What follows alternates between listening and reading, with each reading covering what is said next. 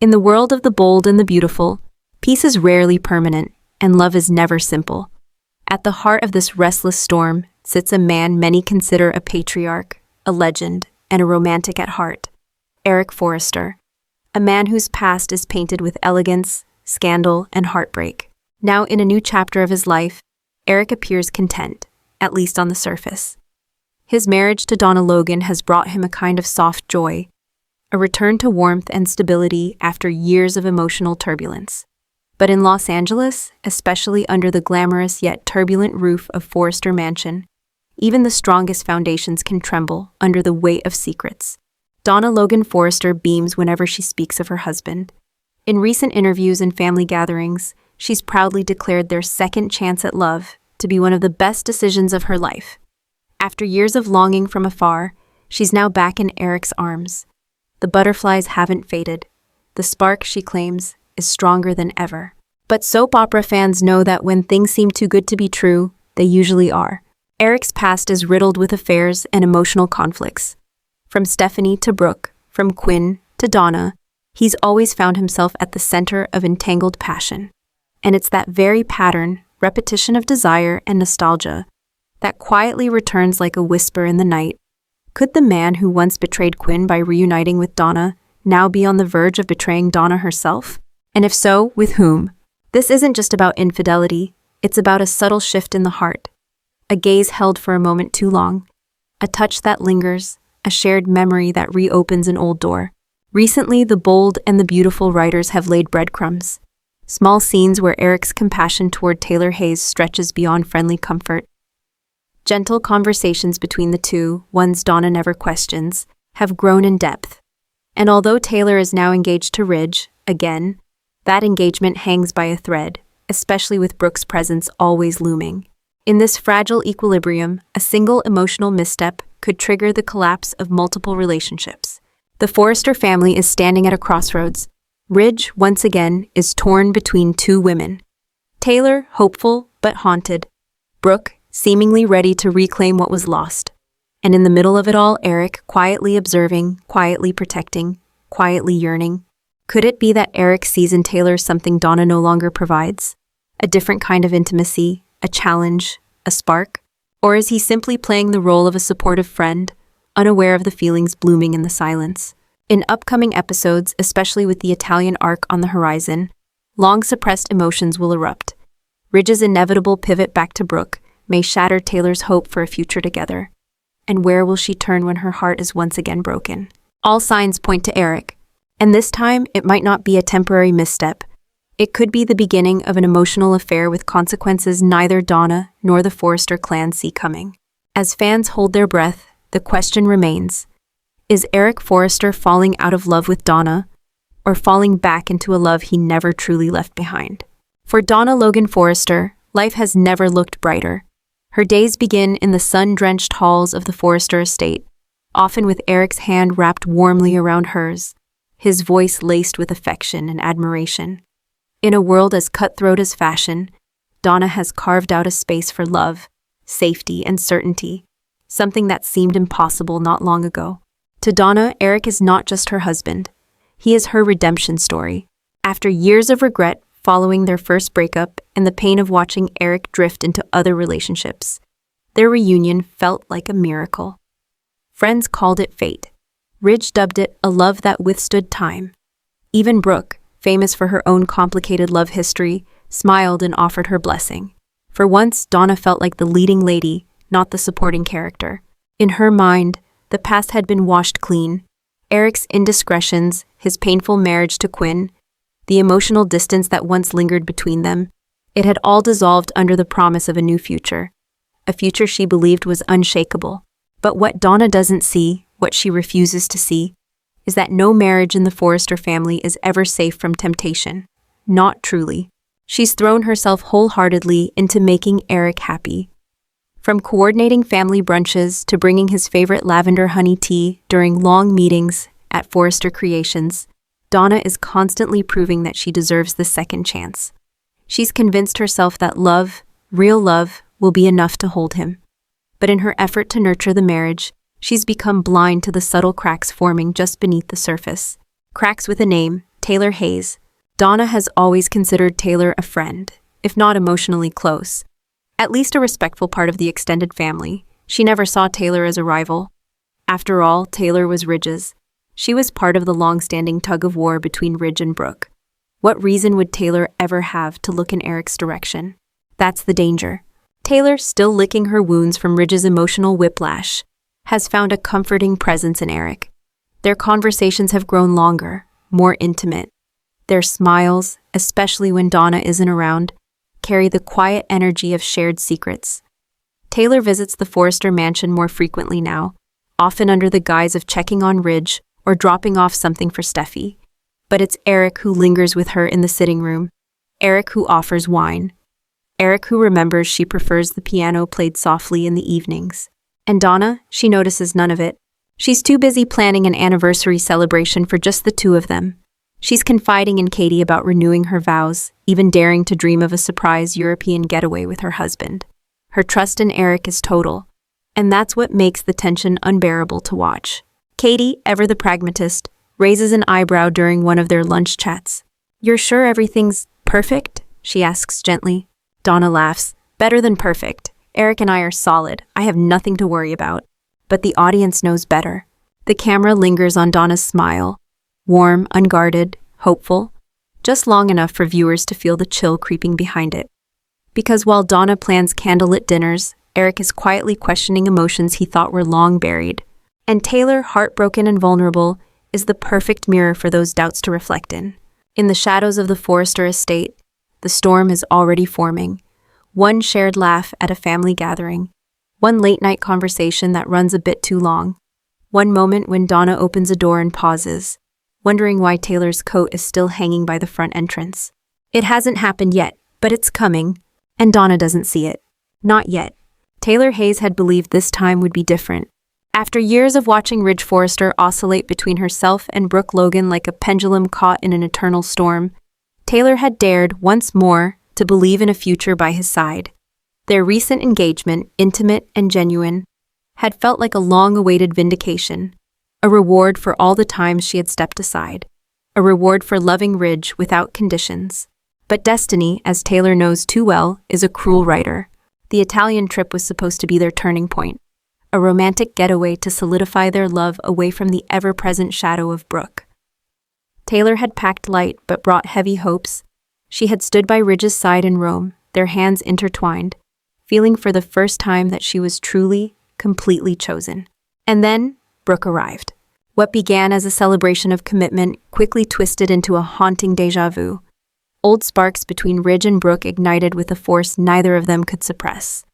Taylor watched from the sidelines, first with curiosity, then with quiet dread, as glances turned to conversations, and conversations turned to secrets exchanged under moonlit Italian skies. By the time the truth came to light, it was no longer a matter of if Ridge would change his heart, but when. He didn't even deny it when Taylor confronted him. He simply looked at her with that same tired apology he'd offered so many times before. The same one that always began with, "I didn't mean to hurt you." This time, Taylor didn't cry in front of him. She waited until she returned home, closing the door of her Monte Carlo suite behind her. Only then did her knees give way. Only then did she crumble into a silence so loud it nearly swallowed her. Eric was the one who called her the next morning. His voice was gentle, his tone concerned. He had seen the look on her face during the flight home. He knew heartbreak when he saw it. He'd lived through enough of his own. "You don't have to pretend with me, Taylor," he told her softly over the phone. "I'm not pretending," she lied. "Then why does your voice sound like it's trying not to break?" That was the beginning. At first, Taylor resisted his invitation to visit the Forrester estate. But after 3 sleepless nights and countless moments staring at a ring she never had the chance to wear, she agreed. The reunion was understated. No grand confessions, just 2 people, sitting quietly in a study, bonded by the quiet ache of disappointment. "I wanted to believe he could be mine," Taylor whispered. Eric nodded, pouring her a drink. "You're not the only one who's believed in someone too long." There was no need to name names. They both knew the ghosts they spoke of. As the days passed, Taylor found herself returning to Eric, not out of romance, but out of peace. He was a sanctuary from the noise, from Brooke's radiant confidence, from Ridge's inevitable return to the familiar. Eric didn't rush her pain. He didn't offer cliches or empty promises. He listened. He remembered things about her life she had long forgotten, her favorite blend of tea, the opera she used to hum during medical residencies, the fact that she always wore blue when she felt emotionally vulnerable. There was something different about him now. Not just the wisdom of age, but the depth of empathy. He didn't try to fix her. He simply stayed. And slowly, something unspoken began to stir. It wasn't love, not yet. It was something older, something they had left unfinished years ago. Their past was quiet, barely mentioned, but present in the way they moved around each other, in the accidental brushes of fingers, in the long glances that neither dared to hold for too long. Eric never said it out loud, but in the silence between them was a truth even he couldn't deny. Part of him had never stopped admiring Taylor, not just as a woman, but as a survivor. And Taylor? In Eric, she saw the kind of loyalty she had chased in Ridge, but never received. One evening, they sat on the back terrace of the Forrester estate, the sun melting over the hills of Beverly Hills. Taylor watched the sky, her voice barely a whisper. "Maybe I was never meant to have a fairy tale," Eric replied, eyes fixed on her. "Maybe the fairy tale just needs a different prince." Neither of them moved, neither of them kissed. But the moment hung in the air, charged with something dangerous, something inevitable. Taylor left that night before anything could happen. But both of them knew the line had already been crossed. Italy, the land of art, passion, and tragic romance. For the Forresters, it was meant to be a celebration. A series of glamorous photo shoots, business expansions, and symbolic gestures of love. But for Ridge, Brooke, and Taylor, it became the perfect stage for emotional collision. Ridge had invited Taylor with genuine intentions, or so he told himself. He wanted her to share in the joy of his professional triumphs, to feel part of the family again. He had told her more than once that the past was behind them and the future lay ahead, with her. But the past has a way of following you, especially when it wears red lipstick and walks like Brooke Logan. When Brooke arrived in Rome, under the pretense of business, everything shifted. It wasn't instant, it never is. But the way Ridge looked at her in the warm light of the Colosseum told a different story, a story Taylor had seen before. The setting was cinematic. From cobbled streets echoing with laughter to rooftop dinners under starlight, Italy seemed to cast a golden glow on emotions both old and dangerous. Ridge and Brooke found themselves reminiscing more and more, their shared history bubbling to the surface in gelato-lined alleyways and fashion-filled catwalks. Taylor tried to stay calm. She smiled in the group photos. She clapped during the runway show. She even posed next to Brooke, playing the role of the gracious fiancée. But her eyes told the truth. Eric was there, watching. He saw the shadow cross her face as Ridge offered Brooke a scarf during a breezy evening walk along the Tiber. He noticed the flicker of Taylor's hand reaching for Ridge's, only for him to be too distracted to take it. And when the announcement finally came, Ridge telling Taylor, quietly but firmly, that he couldn't go through with the wedding, it didn't surprise her. It broke her, but it didn't surprise her. The news spread through the Forrester team like wildfire. Some were sympathetic. Others, like Brooke, seemed torn between guilt and triumph. But it was Eric who acted. He found Taylor sitting alone on a balcony, overlooking the Roman Forum. Her engagement ring sat in her palm, not her finger. The light of the setting sun painted her face in shades of loss. "I told myself not to believe in him," she murmured, "but I did, again." Eric didn't speak right away. He simply sat beside her, letting the silence say what words couldn't. "You deserved better," he finally said. "I always thought he was the better," Taylor whispered. "Maybe I just didn't want to be alone." Eric turned to her, and for the first time in days, Taylor looked into someone's eyes without feeling ashamed. "You're not alone," he said. Their return to Los Angeles was subdued. Ridge resumed his old rhythm with Brooke, rehearsed, predictable. The wedding with Taylor became a memory no one spoke of. But for Eric and Taylor, something had changed. Something had begun. Back home, Taylor resumed her work. But now she found herself making excuses to stop by the Forrester mansion. She brought sketches for Ridge, updates from Steffi, news about Thomas. But always, she lingered in the den just long enough to see Eric. And he welcomed her. One afternoon, Donna walked in to find Taylor laughing in the kitchen with Eric over an old Forrester photo album. It was innocent, on the surface. But Donna's smile was thinner than usual. Her hello carried a hint of ice. "Didn't realize you were staying for lunch," she said, pouring herself a glass of wine. Oh, I was just on my way out, Taylor replied, grabbing her bag too quickly. Eric, oblivious, or pretending to be, offered a warm goodbye. She's always welcome here. And that's when Donna's instincts kicked in. That afternoon was the first time she looked at Taylor, not as a friend or even a therapist, but as a potential threat. But the truth was, the damage had already begun. What happened in Rome had cracked something open, not just in Taylor, but in Eric too. For the first time in years, he felt needed, not as a figurehead, not as the wise elder of Forrester Creations, but as a man. And Taylor, despite her heartbreak, felt seen.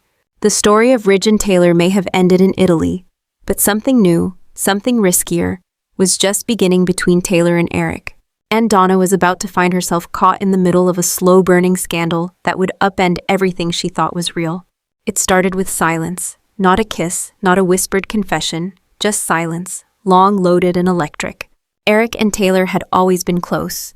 Their past had intertwined more gently than passionately, but now there was something undeniable shifting beneath the surface, an intimacy neither dared to name. Yet it was there, in every pause between sentences, in every glance that lingered longer than it should, in every hug that lasted one breath too long. One night, as summer draped Los Angeles in heavy air and golden twilight, it happened. Taylor had come over late to drop off a portfolio for Ridge. Or so she told herself. But Ridge wasn't home. Only Eric answered the door. He was dressed casually in a gray sweater, sleeves rolled, the collar just slightly undone. She noticed it, how relaxed he looked, how comfortable. They talked in the study for nearly 2 hours, about nothing, about everything. Taylor vented about her latest patient. Eric shared a memory about Stephanie that made them both laugh. The fire crackled in the background, though the night was warm. Neither of them mentioned Donna, who had gone out with Katie for dinner. The space between them grew narrower, more dangerous. I don't know what I'm doing anymore, Taylor finally admitted, voice low. I thought I had it all figured out. I thought Ridge was my path. And now I feel unmoored. Eric didn't answer right away. He just looked at her, really looked. His eyes traced the sorrow on her face, the vulnerability etched in her voice. Maybe it's not about Ridge, he said slowly. Maybe it's about you, what you want, not what the past told you to chase. She looked at him, her breath catching. Her hand was resting on the armrest of the leather couch. His was close, too close.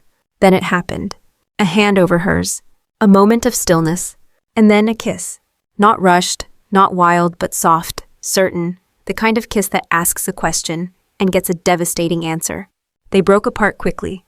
That shouldn't have happened, Taylor whispered. Eric didn't move. No, but it did. For a long second, they sat in silence again. This time, it wasn't the comforting kind. It was tense, guilty, unspoken. Taylor stood up. She grabbed her bag, hands trembling. I should go. I won't stop you, Eric replied. But he didn't want her to leave. And she did anyway. The days after, the kiss haunted them both. For Taylor, it was a betrayal of Donna's trust, but also a doorway to something new.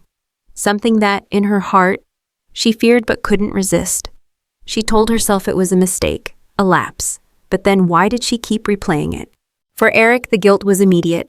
Donna had brought him peace, stability, love. But Taylor brought him something else. Fire.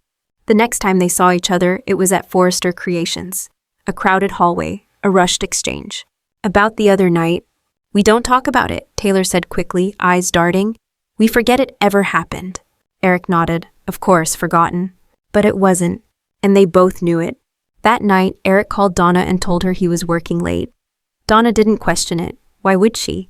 But Taylor knew. She was already waiting at the guest house. The crossing of the line. It wasn't passion that led them into each other's arms again.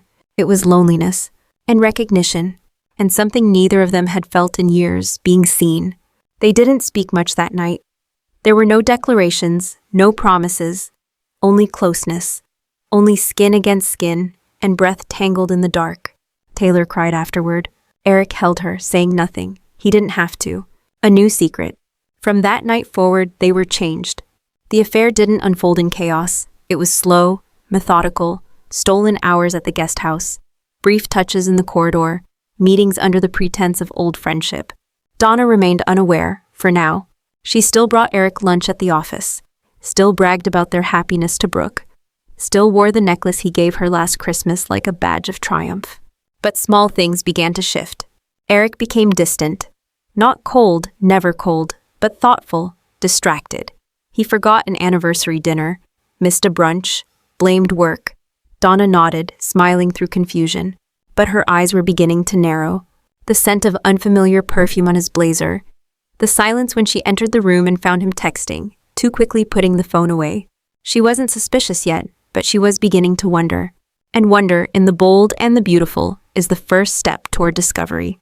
Donna Logan had always believed in signs. A sudden cold breeze in a quiet room, the feeling of a name lingering on someone's lips, a glance that doesn't match the words being said. And for the first time in years, her heart began to whisper warnings, soft, subtle, but relentless. It started with small things. Eric began staying late at the office more frequently. He would come home tired, sometimes distracted, often emotionally unavailable. Donna chalked it up to age, to stress, to business. She tried not to take it personally. After all, love wasn't always about fireworks. It was also about patience. But then came the forgotten details. Her favorite gardenia-scented hand cream, missing from the guest bathroom, and found days later in the guest house, where she never goes. A wine glass left on the kitchen island, still red-stained and warm, when Eric had told her he hadn't had a drink all week. The soft, powdery scent of Taylor's signature rose vanilla perfume, clinging faintly to Eric's scarf. "Strange," Donna said aloud one evening as she folded the scarf, her fingers pausing mid-motion. "It smells like—" She stopped herself. Because the moment you name a fear, it becomes real. Still, Donna tried to convince herself it was coincidence. Taylor was part of the family. She'd been over for Ridge, for Steffi, for the kids. But even as Donna tried to dismiss her unease, she began watching, quietly, carefully. Katie's warning. Katie Logan, always the sharp one, noticed the change in her sister almost immediately. "You're quieter lately," she observed over coffee. Donna offered a thin smile. "Just tired. I think Eric's under a lot of pressure. I don't want to add to it." "You sure he's the one under pressure?" Katie didn't press, but her eyes said everything. The whisper of betrayal. The real shift came during a Forrester family meeting. Taylor arrived unexpectedly, dressed casually, confident as ever. But something was different. She greeted everyone with her usual grace, except Donna. To Donna, she gave a shorter smile, less eye contact. A quick hello and an excuse to step out of the room. Odd, Donna thought. She always lingers. Later that night, she asked Eric casually, "I didn't know Taylor was invited to the meeting." Eric hesitated. "Just long enough." "Oh, she just stopped by. Something about Thomas." Donna nodded, but her stomach turned. The next morning, she quietly checked the call log on the house phone. Eric's line had multiple missed calls from Taylor over the past 2 weeks, all at night, after 10 p.m. Her hands trembled as she put the receiver down. The confrontation that didn't happen. Donna wasn't ready to accuse, not yet. But she needed something, proof, or at least clarity. She waited for Eric to leave for work, then walked quietly into the guest house, where she hadn't stepped foot in months. The air smelled faintly of lavender and something floral. On the side table, a wine glass, 2 in fact. A woman's silk scarf, beige and rose-colored, draped over the armrest of the couch. Donna picked it up, her chest tightening. It was Taylor's. She didn't cry, not then. She folded the scarf gently, set it down, and walked out. That evening, when Eric returned, she didn't mention it. She smiled, made him tea, asked about his day. And when he leaned in to kiss her cheek, she let him. But the silence between them had changed. Now it was dangerous. The boiling point. It didn't take long for Brooke to notice something was wrong. "You're not yourself," she told Donna during a lunch at Il Giardino. Donna hesitated, then whispered, "Do you think Taylor could ever betray someone like me?" Brooke's expression darkened. "With Ridge, absolutely. With Eric? I'd hope not. But Donna, if your instincts are firing, don't ignore them." That night, Donna couldn't sleep. She waited until Eric began snoring lightly beside her, then slipped out of bed and padded barefoot down to the guest house. The lights were off, but the window was cracked open. She stepped closer and heard it. A soft laugh, Taylor's. Then Eric's voice, low, intimate. Donna's breath caught. Her hand reached for the door handle, but she couldn't bring herself to turn it. She stepped back, heart pounding, and returned to the main house in silence. The quiet before the storm. By the next morning, Donna had made a decision. She would not confront Eric in anger. Not yet. She would gather her strength, her evidence, her dignity. Because when the confrontation came, and it would be her moment, not theirs. But behind her eyes now burned something cold and certain: betrayal. The worst kind. The kind you never see coming. And the kind you can never forgive. The day Donna chose to confront Eric was the first rainy morning Los Angeles had seen in weeks. The skies, usually clear and arrogant, now hung low and gray, as if they too were bracing for what was coming. She didn't dress up, no pearls, no red lipstick, just a soft blue blouse, the one Eric had once said brought out her eyes. Today she didn't wear it for him, she wore it for her. He was in the study when she entered, reading, calm, comfortable. "We need to talk," she said simply. He looked up, surprised by her tone. "Of course, what's on your mind?" Donna closed the door behind her. No theatrics, just truth. "How long has it been going on with Taylor?" Eric's face didn't move, at first, but then the shift came. His jaw stiffened, his breath caught. "Donna, don't lie, please. I found her scarf in the guest house. I've heard her laugh through the window. I've seen how you look at her, how she avoids me now. You may love me, Eric, but you're with her." Silence. "It wasn't meant to happen," Eric said quietly. "It just did." The pain that swelled behind Donna's eyes was sharp, sudden, but she blinked it back. "Did you love me when it happened?" "Yes." "Do you love her?" I don't know." That was worse than a yes. Donna took a step back as if hit. "You don't get to not know," she whispered. "Not after everything we've been through, not after Quinn. I thought we were finally safe." "So did I," Eric replied. "But I saw Taylor hurting, and I couldn't walk away. It wasn't about betrayal, Donna. It was about connection, about two people who needed something."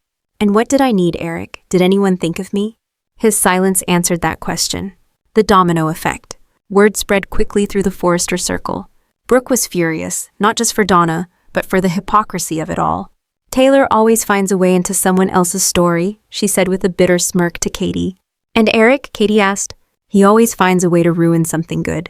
Ridge, surprisingly, didn't speak much. He simply offered Taylor a quiet warning. "You always say I hurt you, Taylor, but this will break Donna." Steffi was conflicted. She wanted her mother happy, but not at the cost of another woman's suffering. "Mom, are you sure about this?" she asked in a tense conversation. Taylor nodded.